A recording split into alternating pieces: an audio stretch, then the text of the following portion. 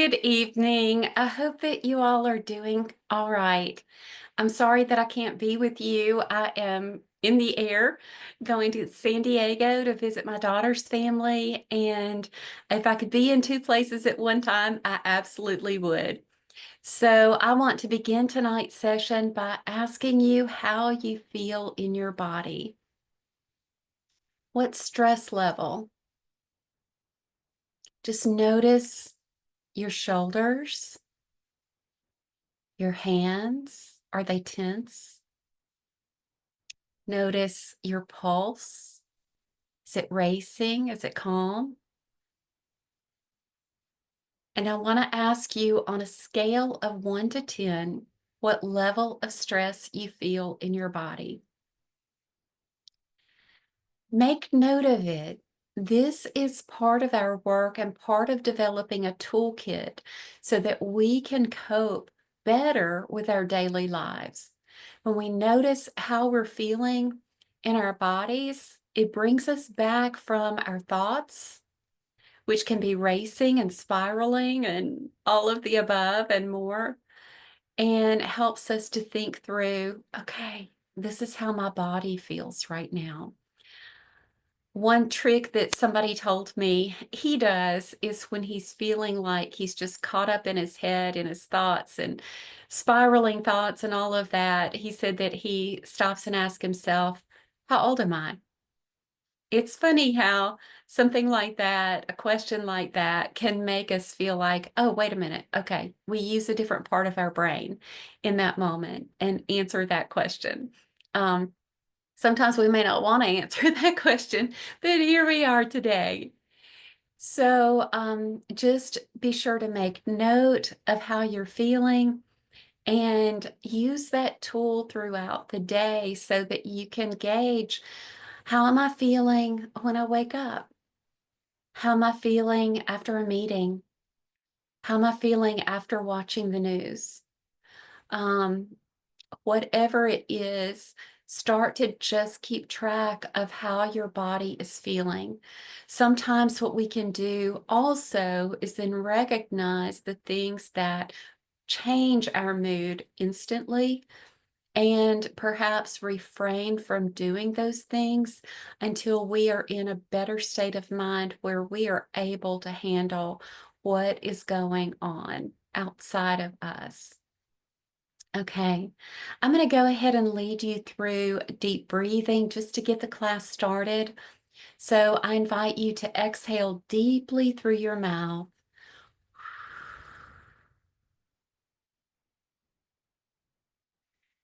And when you're ready, inhale deeply through your nose, as deep as you can. And when you're ready, exhale through your mouth as deeply as you can. Again, breathe in through your nose and out through your mouth. In through your nose and out through your mouth. What we have done so far in this group is we've talked about when bad things happen to good people. And I hope that you're recognizing now, if you did not before, that bad things happen to people no matter how good they are. It is not a sign that you are unloved or unworthy. We are living on this planet where bad things do happen to us all. In session 2, we talked about trauma and the 3 E's: events, experienced, and effects. When you have an event that has been experienced by you as something that is potentially life-threatening or that threatens your sense of identity on who you are and leaves lasting effects in your life that are negative, that affect you spiritually, socially, physically, mentally, that is emotional trauma. I don't know if any of us get by on earth unscathed. These things happen to us, and they really form us into the people that we are today. Once we learn these things about how trauma affects the body, we can recognize them, get a little bit outside of them so that we can think, oh, this is what's happening. If we have a headache, we might think, oh, yeah, I need to take an aspirin, but oh, maybe it's because I had too much caffeine, or maybe I didn't have enough caffeine. But we don't blame ourselves for having a headache. When you feel bad from something that has happened in your life, it is no wonder. Our emotions, our bad experiences, all the things that we have traveled through this journey of life with become stored in our central nervous systems. It is not your fault that you feel the way that you do. No one can tell you how you should feel because you feel the way you feel, right? And when we acknowledge that this is how I feel, then we can go on to discovering what makes us feel better. Tonight's session, we're going to be talking about triggers, and those are things that can make us feel worse. But before we do that, I'm going to share my screen and we're going to read together the covenant that we have with one another. And let me just get to that slide.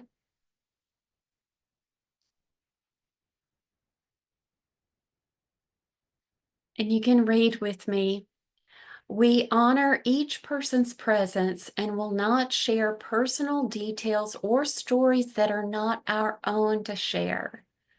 We will actively listen and affirm each other, y'all, simply for being here, for being present. We come together to create a safe space without judgment to help us heal and recover from our traumatic experiences. We focus on the present while acknowledging that something happened to us. This support group focuses on sharing strategies to help us cope in our daily lives and become more fully present. So tonight's objective is to look at triggers, which is a commonly used word, as a trauma reminder, to be able to better identify our own reminders and describe mindfulness as a way to deactivate the stress response. So let's move on. Okay. Have you ever had something happen to you where in a moment you go from feeling peace and joy to all of a sudden feeling like you are under threat? That something has happened where you all of a sudden feel like your whole mood has shifted. Maybe you feel it in your bodies. Last week, we did the Coloring the Felt Sense worksheet, and I hope that you're continuing to work on that and just notice where it is that you hold your emotions. Sometimes we feel it in our gut. That's where I feel mine. Sometimes we feel it in our chest area. Sometimes we feel like our head's going to explode, with warmth and fire and pressure in our head space. When we go from 0 to 10, we are feeling triggered. And what happens in that moment is that we are then given to the fight, flight, freeze, and fawn response. Now, we know from last week that the fight, flight, freeze, fawn response comes from when this happens, when the prefrontal cortex of our brain is not in gear, and when we feel like we cannot distinguish between what was happening a moment ago into what is happening now. We may feel like we are back in that scenario where we were having to fight to save our lives, to save our sense of identity and well being. We may feel like we are back in that scenario where all we could do was escape or people please or freeze and act like nothing is happening. But those are our survival responses. As human beings, as earthly creatures, these survival techniques are meant to help us survive things that threaten our existence. They have gotten you to where you are now. And right now, in the beautiful room at Franklin First, with candies and essential oils and solid companionship of one another, you are safe. You are safe. And you can tap yourself and just know, I am safe right here and right now. But when we feel triggered, we may feel like we are at a boiling point.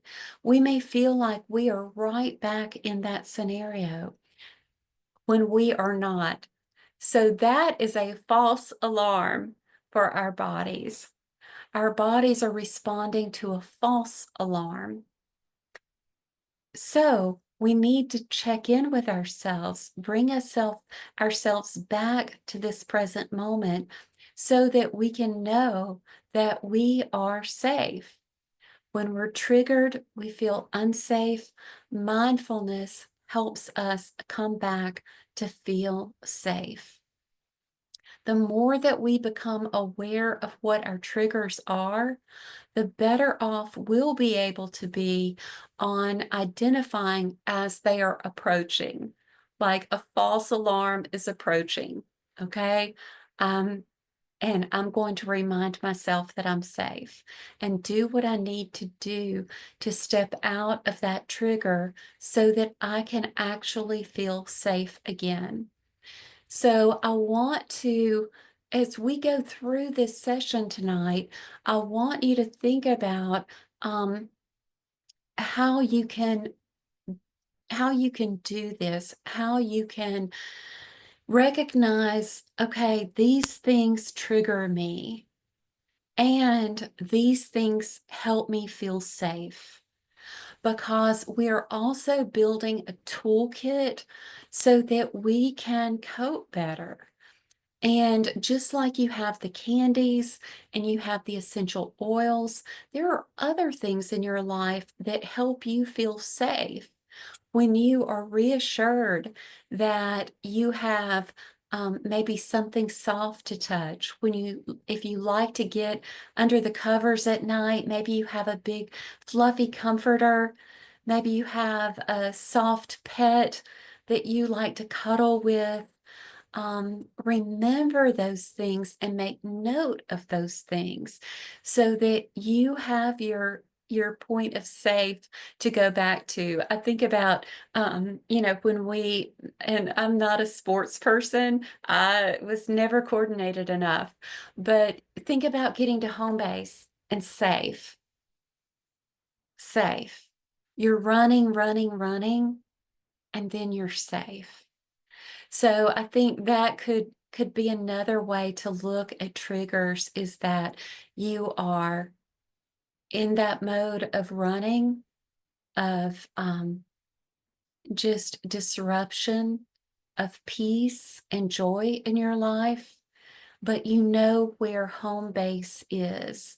So I do encourage you to create a toolkit for mindfulness, and I'll send the link in the hub that I did a couple of months ago, where I talk about using our five senses to help us feel safe. But tonight, the brave work that we're going to do is to look at what is it that triggers us. So, triggers can remind us of the trauma that we experienced. And some people don't like using the word trigger because the word trigger can be overused. When something becomes popular, typically it is overused, and that's okay. At least people are talking about it. But we can also look at them as things that remind us of our trauma. So, we can think about our five senses in this work. Is there something that we are hearing that makes us feel unsafe? In the church, I think I may have shared this before, but one Sunday at Glencliff, we played the song, we sang the song, How Great Thou Art. And there was one of the people from 61st Avenue sitting on the front row, and he got up and left crying. And then the lady behind me got up and cried. They were going out to the narthex, and I think there were four of them who left the sanctuary and went out to the narthex and cried because in that moment they were brought back to that time when they attended funerals of people they love, and that song was played. Triggers may also be ignited by our sense of smell. Sometimes it is the sense of a particular cologne or perfume that takes us back to a point of difficulty. Sometimes it's sight. For myself, passing by a particular exit on I-40 would make me feel scared or just sad. I would pass by it, I would be in a great mood, and then I would look up and see the exit sign and feel that sinking in the pit of my stomach and have to then remind myself, I'm okay. I'm okay. And just so you know, for a while after that, I did start thinking, I'm going to drive by that place today. So I'm going to have music playing that brings me joy. I'm going to remind myself that I don't have to go there anymore. Um, these things are not instantaneous to work out of. They just are. They are here, and we can push through them, and we can learn how to survive better. Another story, and I know Steve and Ruth Ann, y'all might pause me at any time and think we've heard enough of Neely, let's talk, and that is fine. But one time I went to Glencliff on a Thursday, and I had my dog with me, Grace, and when we left the church, we went to the Kroger by Glencliff to fill up. And Grace was in the back seat of the car, and I was filling up my tank, and I heard popping, and I thought it was fireworks. And then this rapid fire succession of thoughts, fireworks sound like gunshots, and then looking and seeing that a car driving right past me in front of the gas pump, the passenger was shooting out the side of the car. I ducked and behind the brick column there at the pump. And then the next week, when I had to go to church, I felt that sinking in my stomach. And I went and filled up my car again at that same pump that day because I thought, you are not going to have control over me. We are going to work this out. I am not going to feel this way every time I drive past that gas station. So we all have ways of dealing with things differently, but just remember that when we are triggered, that often it comes from us feeling um, one of our physical senses. Now, another thing that I'm going to go back, another thing that is a trigger to many people are certain times of the year. Certain times like anniversaries, anniversaries of, birth dates of someone who is no longer here on earth. but who is at peace in heaven, not worrying about the things that happened here, but is simply in a state of bliss. Sometimes we miss those people and we feel that sense of sadness in our lives. Sometimes it is the anniversary of a marriage or a death or whatever it is, but we subliminally have those dates kind of frozen in our minds. It may also be a time of the year that is seasonal. Sometimes people feel great difficulty during the holiday season. I love Christmas so much, but also for other people, that that day of Thanksgiving, that day of Christmas brings a lot of anxiety and unrest in their lives.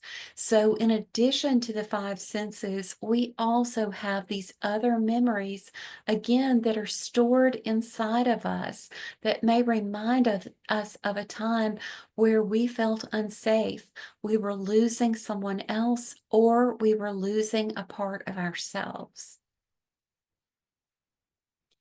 You can use the mind body skills to bring yourself back to calm. We have been talking about mind body spirit skills for these last few weeks. We have done the deep breathing. Tonight we're going to go a little bit further, and you might feel very relaxed at the end of this session. But these different ways of coping bring us back to the present moment. This is not some woo-woo thing. This is scientific that our brains need the oxygen to flow well. We need to be reassured by noticing the things around us, that we are safe here right now. You may feel sad or angry, bittersweet, or whatever feeling you feel when you are triggered. That is not something to tell yourself, I shouldn't feel this way. And sometimes people will put a time limit on our grief and start getting annoyed. That's not helpful. It's just not helpful. We all have different stages of grief, and grief is a lifelong process. We go through phases. We may feel like we are doing fine, and then something reminds us, and we're back to square one. No one should tell you that you shouldn't feel that way. And if they do, you need to take a step back. Perhaps tell the person that what they are saying is not helpful, that you feel the way you feel, and that you are working through this because your feelings are valid. Whatever you feel is real. And just like we think about the 3 E's of trauma, we think about how it is experienced by us individually. So it's not for someone else to judge, it's for you to acknowledge. It's for you to acknowledge. So in this part of our session, I invite Steve, Papa Grande, and Ruth Ann to lead through this, but I will go ahead and share my part, and then you all can stop the video and you can discuss. So, as I said before, our physical senses sometimes ignite the memories in our minds. In your worksheet for this week, you'll see several things like what are on the screen, things that typically can trigger people. You can go through these as a group, and if you like, you can stop the video and you could read through them on the screen aloud. I want to then invite you to add to this list what other things are triggers as you consider what things might have set you off in the past. You can add to the list that is on the screen. We do not know our triggers until we experience them. And when we experience them, we may respond in fight, flight, freeze, and fawn mode. We may act out in ways that are uncharacteristic.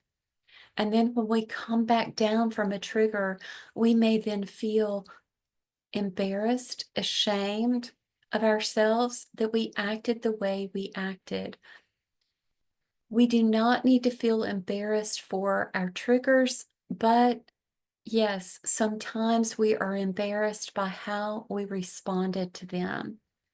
If we lashed out at someone who we love, if we, um, like for myself, I've shared that one time I just left a wedding without saying bye to the host, my dear friends, um, because I just felt like I had to get out. I had to leave.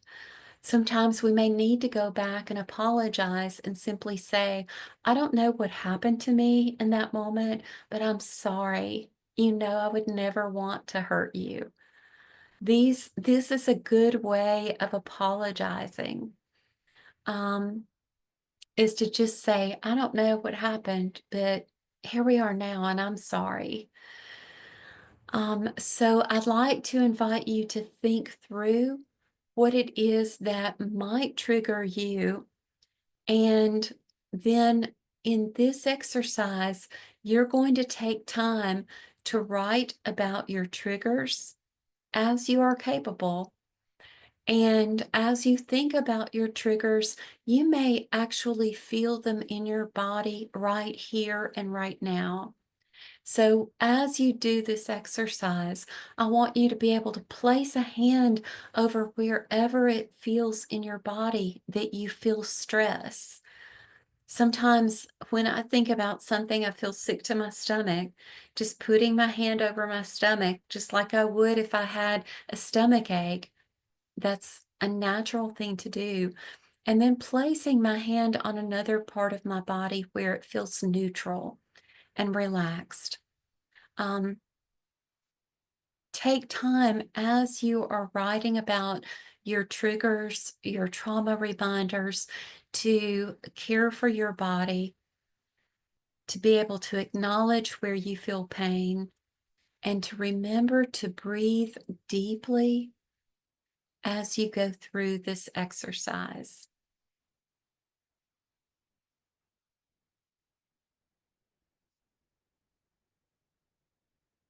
I'm going to pause right now while you do that, and then I will lead you through the body scan meditation.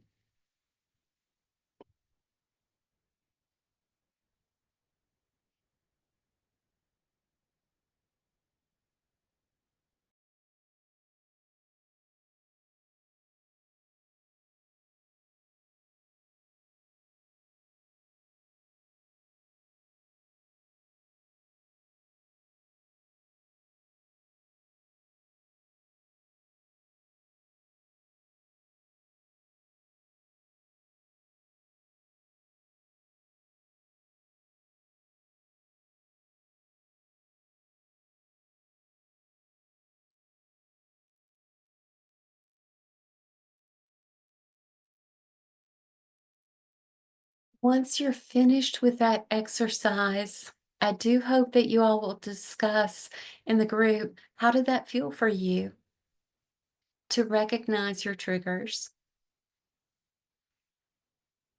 I also encourage you to make sure that you keep that worksheet close at hand throughout your life, because there may be other things, there will be other things that pop up based on our future experiences, so that you can then look at things more objectively and just know, okay, this is something that sets me off.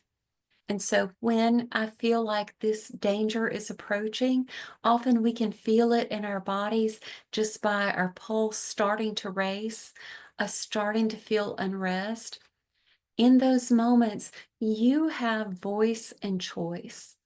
You have the chance to be able to stop and say, I need to go to the restroom. I need to leave for just a second and I'll be back. Um, we can step away and do our deep breathing, recalibrate, and then be able to come back together so that we can then process whatever just happened. But you are in control, and you can be in further control of the things that, maybe the responses that you have of these different triggers. So I do hope that y'all are talking in the group. I don't want you to just be sitting here watching me tonight. But anyway, here I am. So, um, so I'm going to go ahead and lead us through the progressive muscle relaxation. And in this, you're going to be um, really thinking about coming back into your body and noticing where you feel tension and where you can give extra love and care. Remember, trauma is held in our bodies. This is not something silly or unreasonable for you to do. This is self-care. And when we provide self-care, then we are better able to help others around us. So when you thrive, the whole world around you is more alive, and that's the goal. So I invite you to go ahead and sit back in your seats. I hope that y'all have lowered the lighting in the room and bring attention to your bodies. Bring attention. Are your feet on the floor? Is your back comfortable against the back of the chair? Where do you feel tension? We inhabit these bodies, and as the saying goes, we are spiritual beings on an earthly journey. So tonight we are going to explore this earthly body that we have and where it might be holding our tension. Feel free to close your eyes if that's comfortable for you, or you can keep them open.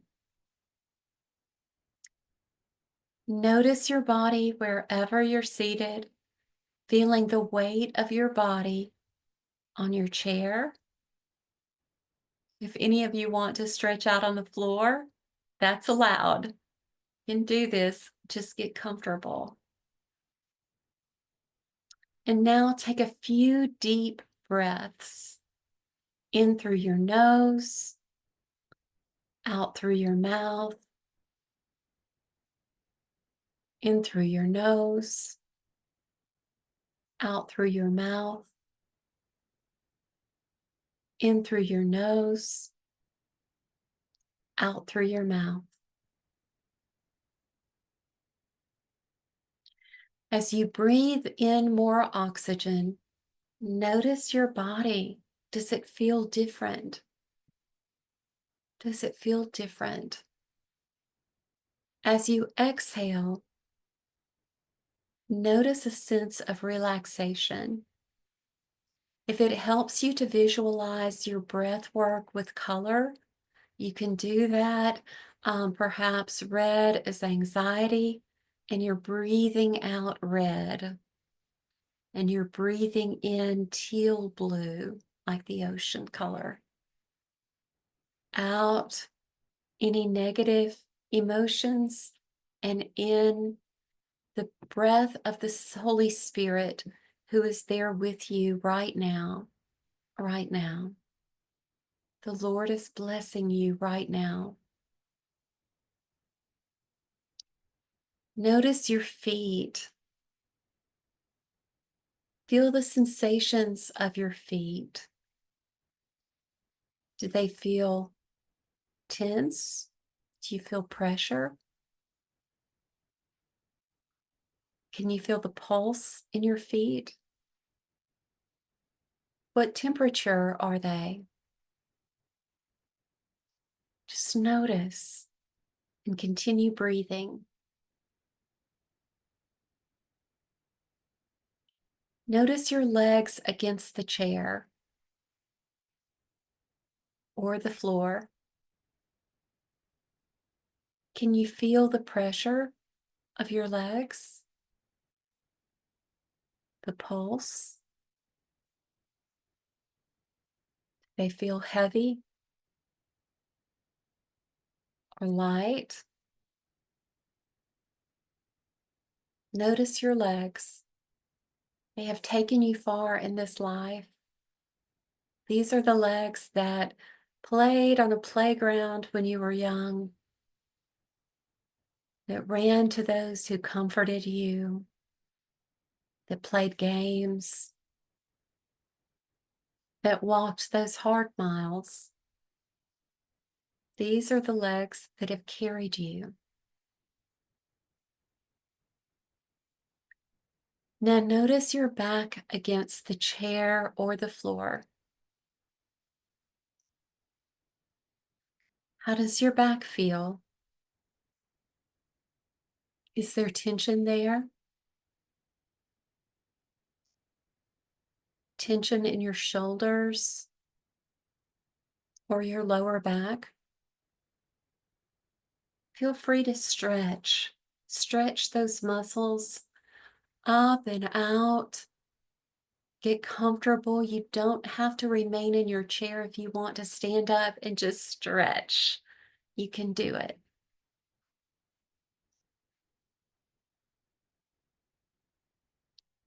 Bring your attention now into your stomach area. Is your stomach tense or tight? Sometimes we do that. Let it soften. Let it become round. Notice your breathing. Fill up your lungs with air. Breathe out through your belly. Just let your belly be soft and relax. It is okay right now. Notice your hands. These hands have held the hands of loved ones. They have caressed other faces. They have taken care of your own. They have helped you get up, maybe walk down a stairwell with holding on to the rail. They have fed you. They have relieved you. They have relieved others. Notice your hands. Are they tense or tight? Allow them to soften. Allow them to soften, to relax. And if you want to stretch them, you can do that. You can shake them out. Whatever it is that feels right to you, you can do it. You are in a safe place. Now notice your arms. What do they feel? Any sensation there? Just notice. Let your shoulders relax and be soft.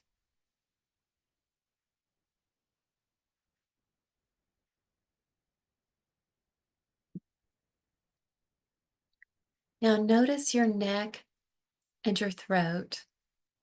Sometimes we carry a lot of tension in through our jaw and our necks. Just relax. If you want to just drop your jaw, breathe out deeply, feel free to do that. Let them be soft and relaxed.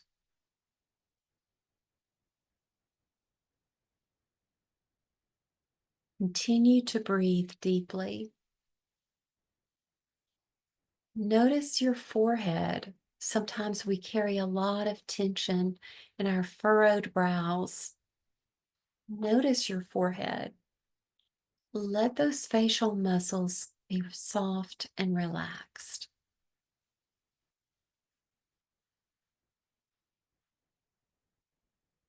Now notice your whole body present. Your whole body is here right now at Franklin First United Methodist Church in Franklin, Tennessee, under the stars at night, with people who care for you, with God above who loves you and cares for you more than you could ever know. You are safe. Be aware of your whole body as best you can. Breathe deeply.